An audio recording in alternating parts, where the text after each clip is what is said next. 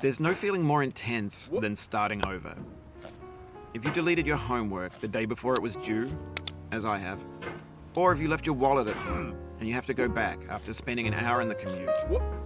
If you won some money at the casino and then put all your winnings on red but it came up black.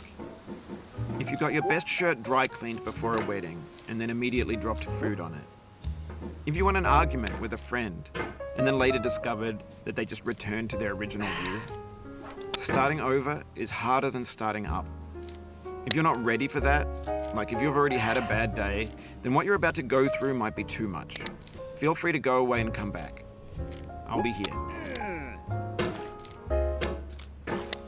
Alright, thanks for coming with me on this trip. I'll understand if you have to take a break at any point. Just find a safe place to stop and quit the game. Don't worry, I'll save your progress, always, even your mistakes.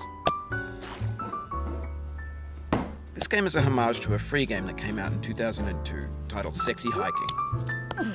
The author of that game was Jazuo, a mysterious Czech designer who was known at the time as the father of B games. And B games are rough assemblages of found objects. Designers slap them together very quickly and freely, and they're often too rough and unfriendly to gain much of a following. They're built more for the joy of building them than as polished products. In a certain way, Sexy Hiking is the perfect embodiment of a B game. It's built almost entirely out of found and recycled parts, and it's one of the most unusual and unfriendly games of its time. In it, your task is simply to drag yourself up a mountain with a hammer. And that act of climbing, in the digital world or in real life, has certain essential properties that give the game its flavor. No amount of forward progress is guaranteed. Some cliffs are too sheer or too slippery. And the player is constantly, unremittingly in danger of falling and losing everything. Anyway, when you start Sexy Hiking, you're standing next to this dead tree that blocks the way to the entire rest of the game. It might take you an hour to get over that tree, and a lot of people never got past it. You prod and you poke at it, exploring the limits of your reach and your strength, trying to find a way up and over. And there's a sense of truth in that lack of compromise. Most obstacles in video game worlds are fake. You can be completely confident in your ability to get through them once you have the correct method or the correct equipment or just by spending enough time. In that sense, every pixelated obstacle in Sexy Hiking is real. The obstacles in Sexy Hiking are unyielding, and that makes the game uniquely frustrating.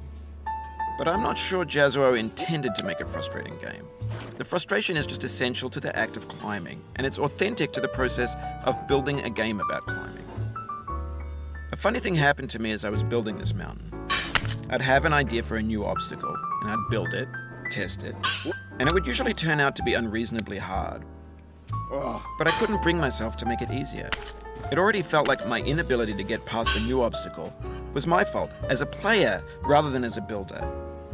Imaginary mountains build themselves from our efforts to climb them, and it's our repeated attempts to reach the summit that turns those mountains into something real. When you're building a video game world, you're building with ideas, and that can be like working with quickset cement. You mold your ideas into a certain shape that can be played with, and in the process of playing with them, they begin to harden and set until they're immutable, like rock. And at that point, you can't change the world. Not without breaking it into pieces and starting fresh with new ideas. For years now, people have been predicting that games would soon be made out of prefabricated objects, bought in a store and assembled into a world. And for the most part, that hasn't happened, because the objects in the stores are trash. I don't mean they look bad or that they're badly made, although a lot of them are.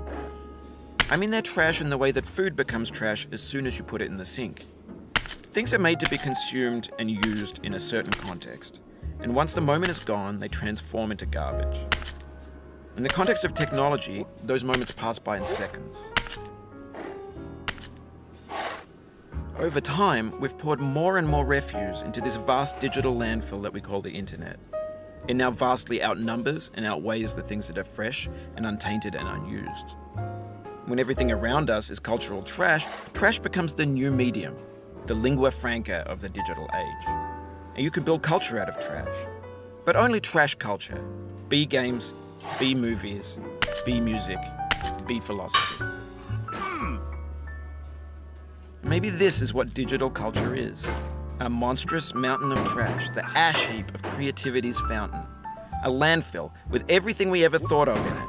Grand, infinite, and unsorted. There's 3D models of breakfast, Gen X's fanfic novels, scan magazines, green screen Shia LaBeouf, banned snuff scenes on LiveLeak. Facebook's got lifelike bots with unbranded adverts and candid shots of Kanye and Taylor Swift mashups, car crash epic failed GIFs, Russian dashcam vids, discussions of McRibs, discarded, forgotten, unrecycled, muddled, rotten, untitled. Everything's fresh for about 6 seconds, until some newer